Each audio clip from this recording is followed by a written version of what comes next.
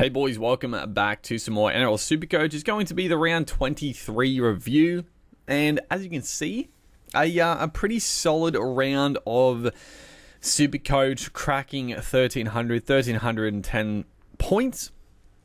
I wasn't sure how this rank was going to really fit in. I knew I wasn't going to get red arrows, but I thought I would stay probably fairly similar, maybe a couple of hundred spots, but, moved up 771 spots, so nothing to sneeze at, especially with just how congested it is in like the few thousand ranks. So getting a decent little jump like that is definitely nice, and it was a bit of a tale of two tapes, whether or not you captained Turbo / Ponga, or if you captain Cleary. But even that, like, Cleary still scored about, what he updated to, like 86, I think it was, high 80s. So even if you captain Cleary, it wasn't like a massive swing. Probably the only people that maybe had a rough week were if they vice captain Cleary and then took the loop and potentially got a bit of a rubbish AE on top of that.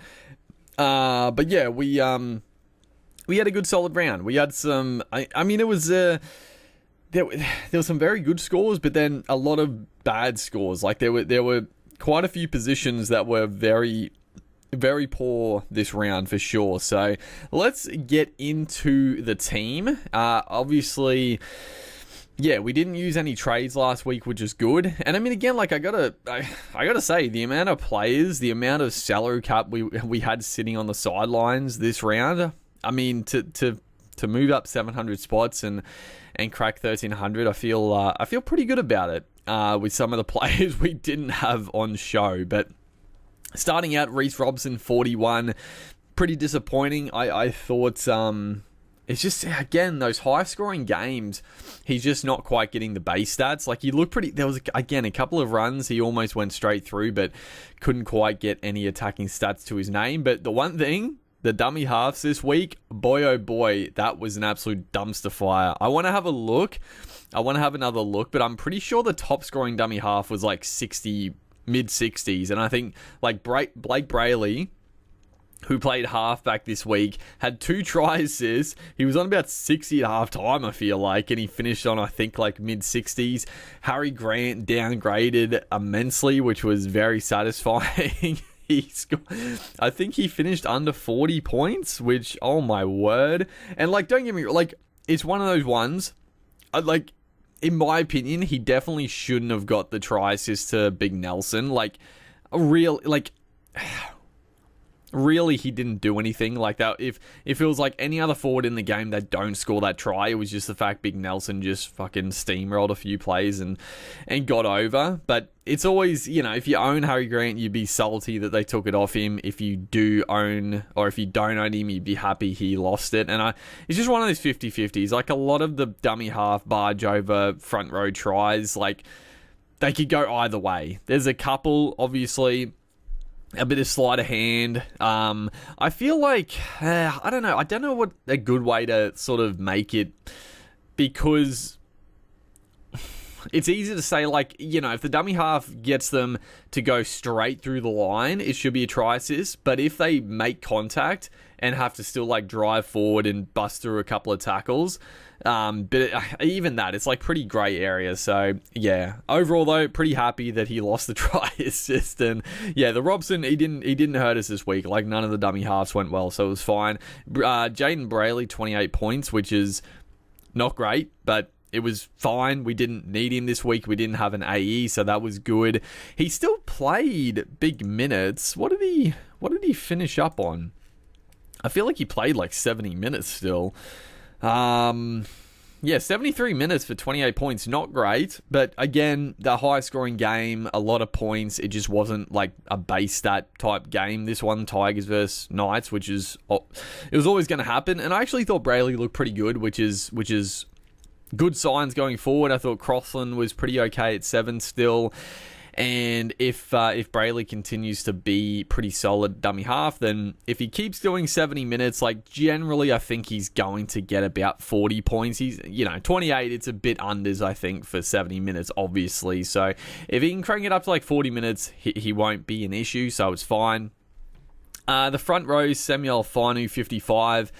This, again, Fainu, it could have been so much more. Like, God, him and that Galvin combo is really starting to look very, very dangerous. Like, there were like 2, 3, 4 times he almost went straight through off a good line run, but just not quite. I feel like he had like no tackle bust, he had no offloads. It was all in base, but so you'll take a good solid 55 for Fainu. Could have been a lot more. He was so close to bursting through a couple of times, but not to be. And then Karen with a good solid 62. I feel like he went on a bit of a spree at the end. It looked like he was on for a pretty mediocre score once again, and I was like, oh no, Karen's going to turn into a bit of a problem, isn't he? But yeah, he came back on and did some good work, and I feel like he definitely updated quite a bit as well. So yeah, it's fine. The front row, again, we'll look at the front row scoring, but I think of course, Joey Tarpany, good and bad. Obviously, the most obvious trade-in last week for like a Payne Haas who was out. God, the game started, and of course, he gets a nice little easy try assist to his boy Papali'i in his big game. Just simple as you like, catch and pass. Fucking, I was like, oh, here we go. And I think he had another try assist thrown in there.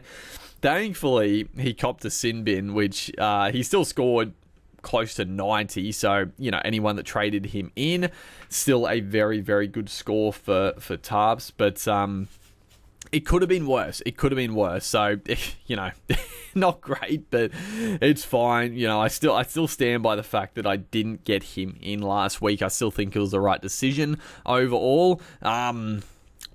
Not great that he had like 2 try assists, but it is what it is. You're not going to do that every week. I keep saying that, or I said it last week, so we'll see if he'll keep scoring like 80 plus. But yeah, it's okay. The rest of the front rowers, I think for Nrl Blake, nothing too crazy. Mitch Barnett scored another try, but finished on a pretty good score. But I don't think any other front rowers were really banging the door down. It's really only like for Nrl Blake and Tarpany and, the few people that own Barnett, I guess, that could hurt us come the end of the season, but it is what it is. The back row, Dave Fafita, 65. I feel like Fafita's been like really sort of, the scoring's been a lot like lower than it has, but he's still averaging 80 points. So, yeah, he still cranks out the points. Nothing, probably not what he was doing earlier, but everyone owns him, so it's fine. Hamoli Olakau'atu with a 65. Again, what could have been like Manly put a score on Olakau'atu with an early line break looking really dangerous. Just, it would have been, I'm greedy. It would have been nice if Olakau'atu had like a big score thrown in here because, he's definitely at a decent little pod range now with having that suspension. So it would have been great if he came back and went bang, but 65, you can't complain with that. Britton Nickera, 96 points, finally back in the attacking stat circle. Obviously, a couple of lean weeks. I definitely saw a bit of talk about selling Nickera. Honestly, I was never really contemplating it. I didn't have the luxury trades to trade him, and also the back row is already stacked as is, so I was happy to hold him. I didn't really agree with selling him regardless, just because the Sharks draw is so good. The attacking stats were definitely going to come at some point, and he bounced back nicely with a very nice A96. But yeah, look at the look at the players we didn't have. Payne Haas. Also, I didn't mention Liam Henry. I didn't actually realize that I was watching the Panthers game, and it was like 30 odd minutes into the game, and I was like, why is Henry not been on the field? Like, what is happening? And then I finally checked the team sheet, and Henry was out. I honestly, I still don't even know why he was out, but with now Liam Martin copping a suspension.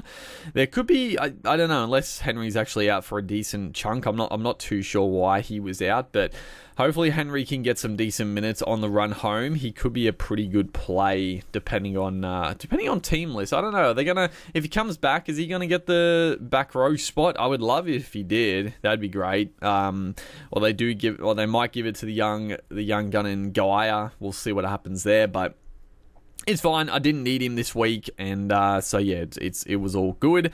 But yeah, then Angus Crichton not playing, Katoa not playing, both Fermor out injured. What are they saying here?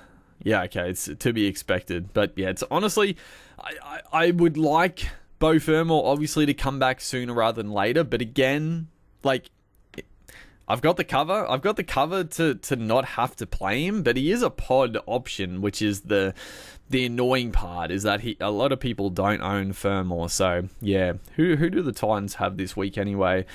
Dragons, I don't know. Is that a good or bad matchup? I don't know. The Dragons have been up and down for sure, but probably better defensively than they have been over the last couple of years. The halves, so Nathan Cleary, 86 he finished on. Obviously, this was had the vice captaincy on Cleary, and 80, oh my word, mid-80s is like literally the worst score when you're thinking about like taking a loop or not. Like, it's so in the middle. Like, anything above 90 when you have like a pretty much free loop, and you're it's hard not to take like over 90, and then under 80, it's usually not. If there's a couple other good matchups, usually you're pretty happy to roll the captaincy over. But mid-80s, it's like right on the threshold. Excuse me. And for me, like my team, the only AE players I had were, at the time, I thought Liam Henry and Jane Brayley. And I was like, okay, both those guys, 40, hopefully points, like it's not going to be too bad. Obviously, it ended, if I took the loop, I would have cost myself quite a chunk of points, because I would have dropped either Fanu or Curran. I think I would have dropped Curran just with the injury concern. And obviously, then I would have got Brayley's 28. So, yeah, we would have lost like 30-odd points there, and then also missed out on Tommy Trbojevic. So, thankfully, I was pretty confident with Trbojevic taking on the Raiders this week regardless. So, yeah, thankfully, Cleary did not get like 95, because I probably would have taken the loop. It was like a free loop for me, so I probably would have taken it, and I would have been rather upset, but yeah, thankfully it worked out pretty well. And even people like Captain Cleary, still pretty solid. You can't be too disappointed with that. Dylan Brown, 54. He was on track for a decent little score, Brown, but obviously the second half did not really do a whole lot. It was all Penrith after the second half. Well, the last 20 minutes, I don't know. It was just one of those games. You just saw it coming, though. You saw it coming after, like, a couple of tries. You're like, oh, wow, what's happening here? But, yeah, Brown 54. It is what it is. Lockie Galvin, the man I was just talking about with Finu. Man, he's so good. He did downgrade a bit. I think he was on, like, 80-odd before updates. But still, 77. Like, he is just... Has he been the Supercoach buy of the season? He's got to be close. Like, he's been so rock solid in a pretty mediocre 5'8" spot, if we're being honest. Like, he's averaging 63, and he's had a couple of, like, did he have an injury-affected game, maybe? But, I mean, still, like, over 60. He's averaging, like, basically what Dylan Brown is. Like, he's been absolutely on fire. And even just watching him that game, like, he's... The fitness of the kid is insane. Like, he's roaming from left to right to left. He gets involved in, like, every sweet play. He's always getting his hands on the footy. Yeah, it's great. It's great for Supercoach. He actually reminds me a little bit of, like, a Nico Hines when Hines sort of first burst in as, like, a half. Just the way very different players, but just the way he gets his hands on the footy so much. And also the way he runs. Like, he's got a lot of that sort of crabbing across field, brushing out of tackles, and then getting a little flick offload. I mean, that was the Hines special like a couple of years ago. And it happened like 3 or 4 times. Like, he just got like a little tackle bust, and then a legs tackle. He just flicked it off to Semi Finu, nice little offload points, just racks it up. So yeah, Galvin's been bloody impressive to say the least. And then my boy Dane Laurie, oh baby, oh, it feels damn good. Dane Laurie 134 if you don't mind. It started rough. I was very concerned. Like his first involvement, he comes steaming back into the defensive line, gets absolutely whacked, and he drops it. And they also score a try off his error. I was like, oh no, what has happened here? But no, Laurie's just he's unreal, dude. He's unreal. Like again, I'm greedy. Like he obviously killed it. It's still a bit of like, what if, you know? I still feel like he could have been like arguably like the best 3-week play in Supercoach of all time. Like he was on 50 points after 20 minutes against that Tigers side. He was on track for a big in. And then last week, they played the Dolphins, I think. Like again, another pretty good matchup. He could have gone big. But again, if and buts, like, you know, if he played last 2 weeks, maybe he doesn't come out and kill it this week. I don't know. You never know. But still, it is a bit like, come on, man. Like, oh, it could have been so big if he didn't cop that head knock. But it is what it is. He came out nicely in 134. And I still don't know what they're going to do. Like, my hunch is that he's going to go to 14. That's what I am predicting, but does he? I don't know. Like, does he go to 14? Part of me is still hopeful that they drop Taruva, because I don't think Taruva's been very good, and Dane Laurie's been very impressive. Taruva's not going to be at the club next year, so do they maybe drop Taruva and keep Laurie on the wing? I mean, that would be ideal, but we'll see. We'll see what happens. Also, if Edwards is back this week or not, do they give him a couple more weeks off? We'll see what happens. But yeah, love to see Laurie absolutely kill it. Obviously, a big turning. That's the other thing. The 5'8" spot. I mean, all the other big 5'8s, I don't think scored very well. So Laurie coming out with a 134 was definitely a big swing for us in terms of like getting over some people, which was nice. The center wing was pretty mediocre. Val Holmes only 56. Kiraz, I mean 62, pretty much again all in base. Ruben Garrett 62, just didn't really get much attack at all, apart from goal kicks, but it's fine. Kaolero, our saviour Kaolero, he couldn't sniff an attacking stat, like, for a couple of months. He was just banging out 50 points, 50 points, 50 points, 60 points, just in base. And then this last month, he's just gone on an attacking spree, and another 94 point for Kaolero. You'd love to see it. Dom Young obviously didn't play as well, so there's another big gun who was on the sidelines. Greg Marju, 38 points. It was the other side. It was the Fletcher Sharp show. I mean, obviously Marju, a lot of people own Marju as well, so it's not really a big deal either way. But yeah, just didn't see any of the footy. I gotta say, they just always pass it to the front man in Kai Pearce-Paul. I don't know what's happened. I don't know what has happened to the Knights' left side attack, but they just refuse to go out the back on sweeping plays. They like 99% of the time they hit Kai Pearce-Paul, which was like good when I owned Pearce-Paul, even though he just doesn't get any attack at all. But I think he actually got some this game. But now that I don't own Pearce-Paul, I'm really looking at it like, my God, can you pass it out the back and stop hitting Pearce-Paul? But it is what it is. And then Casey McLean with a 21. I thought, honestly, I saw the 21. I was like, I felt like he was a little dudded on some points. I don't know. I know he didn't score like incredible or anything, but I don't know. 21 seemed a little low for what I saw in the game, but it is what it is. A lot of people obviously own McLean and probably played him in that matchup, so it's fine. And then our boy Tommy Trbojevic, 121. Again, it could have been more. Like he killed it, but I feel like the last stage of that game, he didn't really see much of it. So it is what it is, though. Very, very solid captain score and very nice not taking the loop on Cleary. That would have ruined our week. It would have ruined my week if I took the loop on Cleary, got Brayley's fucking 20 odd points and missed on Tommy Trbojevic. But no, we rode it and came up trumps. So let's have a look at some of the positions. I'm curious to just see what some of the scores ended up. The biggest one, I'm curious to see what Ponga ended up with, because obviously I think he was 130 when the game finished, but he is a guy that I think he probably updated a bit in my estimation.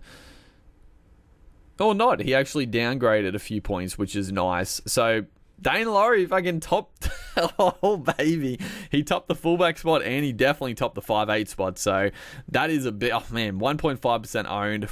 Dane Laurie, oh my god. I'm just like, what? Last 2 weeks, man, he's so pottish. Can't be disappointed. Got to be happy with the score.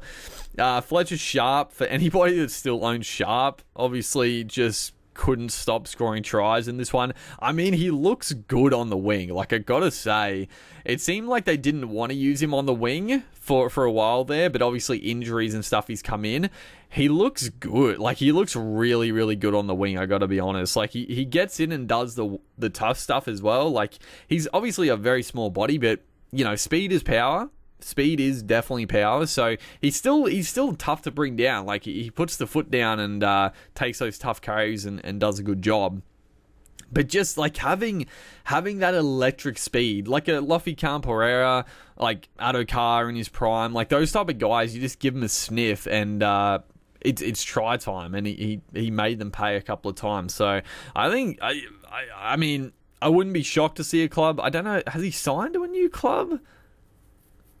I don't know. Did he? I feel like I heard something about that. But if he hasn't, I actually think wing could be his spot in this Knights team going forward. He's obviously not going to play fullback with Ponga there, so I think on the wing actually suits him just with that electric speed. Yeah, Ponga 124, so yeah, he downgraded a little bit, but still killed it. Tommy Gutherson, Tamari Martin, straight back. Tamari Martin straight back in and fucking another 100-point banger without Sean Johnson. I mean, what is bro's average without Johnson in this side when he's been the halfback is like 100 points. It's fucking incredible, but it is what it is. Anyone else of note? Reece Walsh, decently popular, 85 points, pretty solid. Pappenhausen, so he scored 70, obviously much better than last week, but still nothing, you know, I wasn't keen on Pappenhausen a few weeks ago. He's pretty well owned, but yeah, definitely just not quite at the level of the other guys. Any other fullbacks of note? Scotty Drinkwater, only 49 points. He's still 16% owned. Probably a lot of people that don't, or maybe have given up on Supercoach, but yeah, not the best. Hemiso Fido, more in the center wing, but a lot of people went on Fido a couple of weeks ago. Just hasn't. Again, I wasn't that keen on Fido. Campbell, 38, obviously more in the 5'8" spot, but you love to see Campbell have a shocker. Even Chance, my God, Chance is going to be so cheap for next year. But again, he's only fullback. He's not center wing like last time. Let's have a look. So the hookers, let's have a look. How did they shape up? It's the most like drag position this week. Oh my God. Whoops. Let's actually, how many numbers is it down for the dummy half? Yeah, Jacob Little top scored with 65 points for the dummy halves. Oh man. Get rid of the fullbacks. So yeah, Little, yeah, Blake Brayley, 63, had like two, I don't know, maybe they took a try assist off him, I'm not too sure, but yeah, 63 after getting like 2 try assists, it's not the best. Tommy Starling, I mean, Starling, for people that jumped on a long time ago, if you did, still solid. Yeah, a lot of 50s, Cook with a 50, Coruscant 51, he didn't goal kick either, which, again, I was pretty happy with, like, I gotta be honest, I was a little shocked that Appy was kicking ahead of Caesar for like most of this season. Like Appy has surprised me with his kicking, because I honestly I didn't think he was that good, but he's actually been pretty good this year.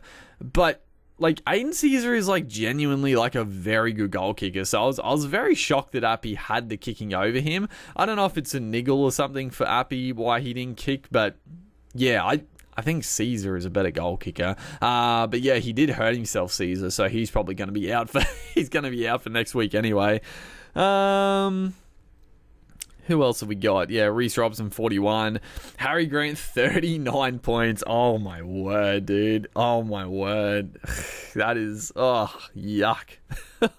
Especially after going, like, what did he get? Like 110 last week, 120. So you probably would have thought he's starting to turn a corner. I was a little worried. I was like, oh, shit, is Grant going to come home with an absolute wet sail and really put a distance on the dummy halves? But no, not to be. Not to be at all. Reed Marnie, 23 points. That's rough. Oh yeah, Connor. I was like, fuck, Connor Watson. No, but he didn't play, obviously. But yeah, the dummy halves. I think Connor Watson, I still think is probably the one to target if you do have trades left after this bye. I do like Connor Watson. Obviously, I'm not going to go Connor Watson now, but yeah, I don't mind him. The front row, so yeah, Corey Jensen, top scored a try, great base. Yeah, you know, real solid performer. I mean, he's only averaging 50, so he's been good, but nothing great. Obviously, a big score here. Joey Tarpany, 87. Hazelton, Rudolph, I think both scored tries. Mitchie Barnett, 76. It was annoying that he got that try, but I can't. Dude, the Warriors, on a side note, the Warriors have pissed me off so much this year. This is the second time I've picked the Warriors and they've scored more tries and lost the game, and the person like I'm competing like for top spot with did not pick the Warriors, and I'm just like, I'm fucking furious. So I was happy Barnett scored the final try to level it, but I was like, yeah, there's no shot. Like the Warriors without Johnson, they're taking on bloody Yazako or Sullivan, like they're gone in golden points. So yeah, that was annoying. Papali'i, Xavier Willison, who I was somewhat keen on, but obviously I felt like holding the front row trade was good. Taniela Paseka, 72. Adam Finnell-Blake. Okay, so Finnell-Blake got up to 68. Pretty solid.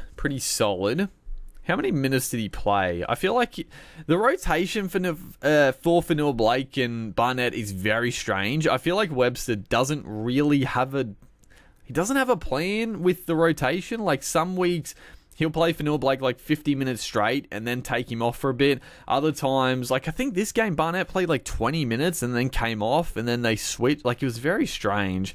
He played, 66 minutes. So I guess the last couple of weeks was down a bit. Yeah, I don't know. The minutes are just all over the shop, I feel like, for Barnett and Finnell-Blake. Cotter, Solomona. No one else really of note in the front row. Yeah, nothing. What does Sam Hughes get? 39. Yeah, just fucking 39. he stayed pretty consistent, Sam Hughes. If you still got him, he's still doing a job. He's still doing a job, so it's fine. The 2RF. How'd we go here? So fuck Max Flat, dude. God damn. Oh my word. It felt like the first couple of weeks he went to dummy half, like the scores were way down, and I feel like, you know, a decent amount of people jumped off him, but all of a sudden he's turned into fucking prime Harry Grant. Like he's running the ball, he's busting tackles, oh my goodness. And then Sullivan comes on and plays dummy half, and then Plath goes back to lock and just gets through more work. Like Jesus Christ, 114 points. Oh, he is the one that got away, because you remember me talking about Plath for like weeks. I was like, okay, we'll wait a week, and then it just wasn't really the time to get him. He had a couple of, I think it was around here where he played dummy half, and I mean still 60s, but then 39 against Penrith, fair enough, then 75, 95, 114. Man's a gun. Like, he's so good. He is a future Queensland star written all over him, Max Plath. Love him. Britton Nickera, Williams, Whitehead, Frizzell, Cameron Murray with an 86, Sean Lane, 85. Paddy Carrigan, I said Paddy Carrigan, dude. Like, if you want a really solid 80 points every week, that Carrigan is your man. But yeah, bye this week. A bit annoying.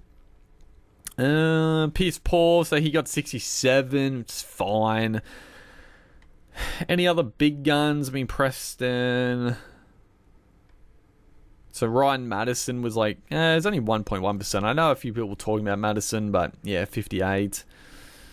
Nothing much doing else there. I mean, Pangai Jr. has been pretty solid since coming back. Hudson Young over 700k with a couple of big scores. Yeah, so the back row, bit underwhelming maybe. So look at the halves. There weren't many halfbacks, but the 5'8" is definitely of note. Once again, my boy Dane Laurie topped it. Max Plath killed it. Luke Brooks, anybody that was able to hold strong on Luke Brooks, you finally reaped the rewards. He's had a couple of big uns. 112, 49 back to his best, and then 114. So I mean, he's had a good 3 weeks. I can't deny, dude. He's had a good 3 weeks, Luke Brooks. But good lord, if you kept hold of Luke Brooks, you've done a good job. Tamara Martin killed it. Nikorima,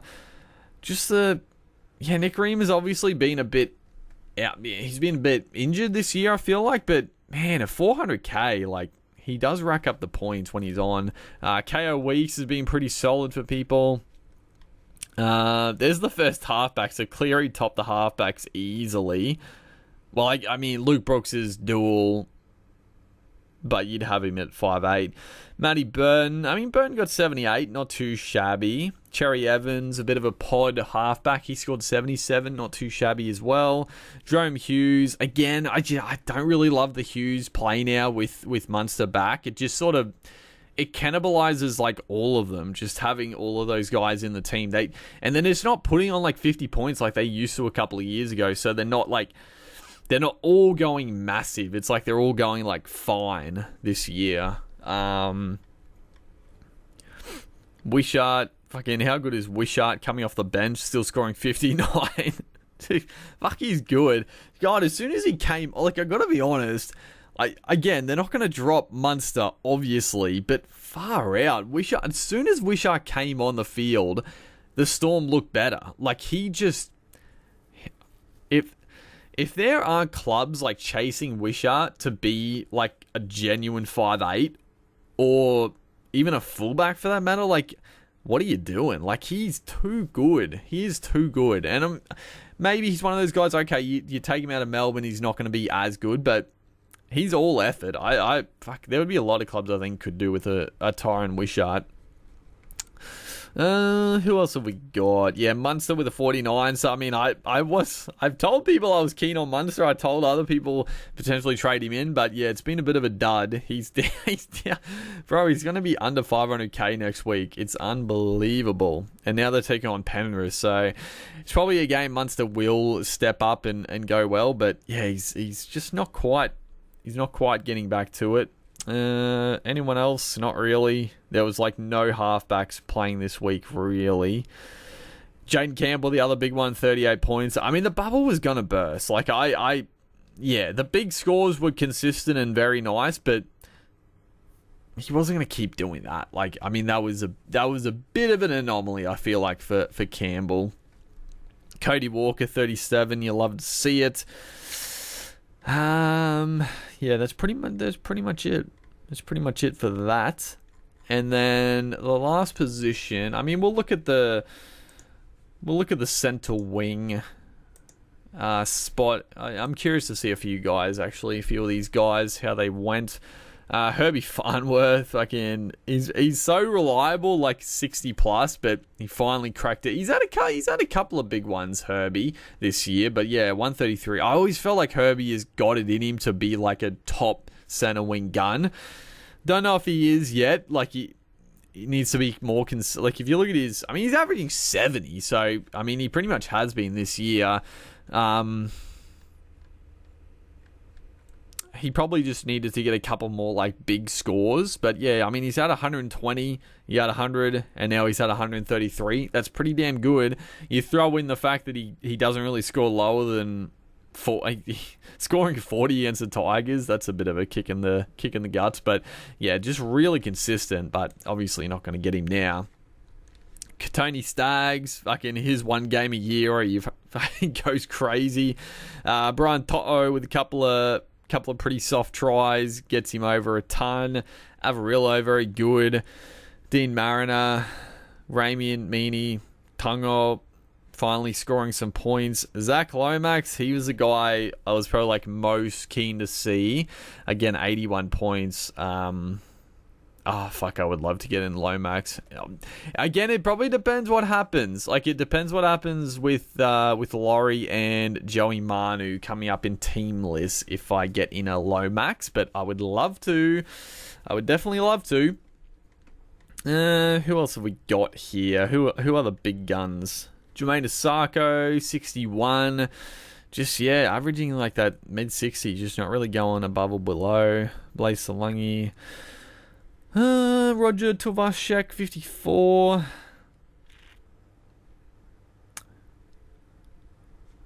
Obviously, we looked at Hamaso. Jake Tungo, Popular Cheapy, 40. Yeah, that pretty much... Dallin, after a couple of good scores, he's back down to earth with a 30. Fucking Dallin, dude. Jacob Gagai, our boy. I got off at a good time, I feel like.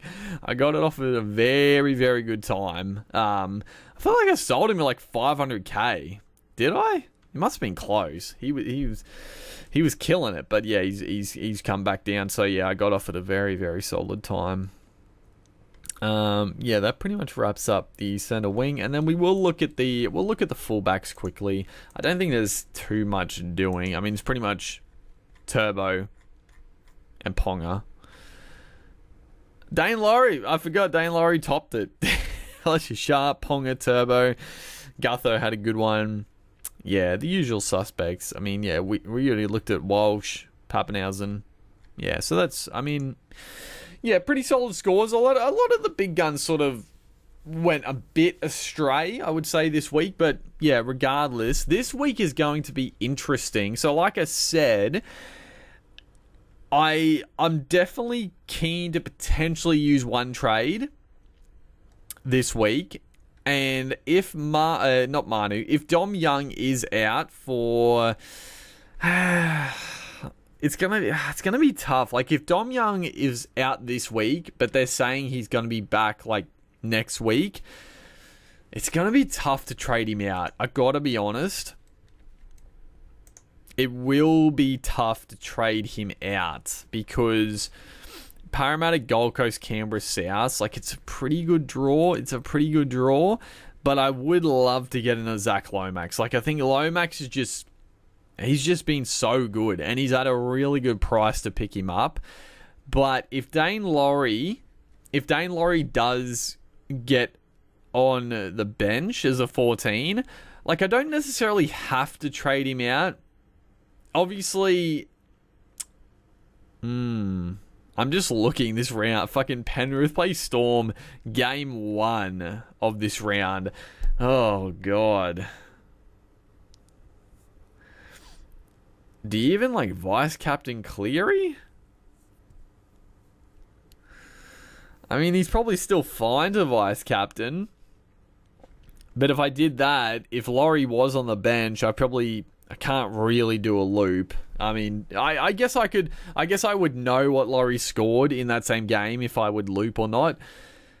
Because then you've got Manly. Obviously, Tommy's a great shout. Then you got the three gun matchups are all bang, bang, bang. You got Cleary, you got Tommy, you got Tedesco. If you own Kalen Pong is up against the Sharks at PointsBet. Don't love that. Obviously, I don't know in Ponga anyway, but yeah, the three big ones are all like bang, bang, bang. Fuck, I don't know. Oh man, and you can only. Oh, this is gonna be a tough choice.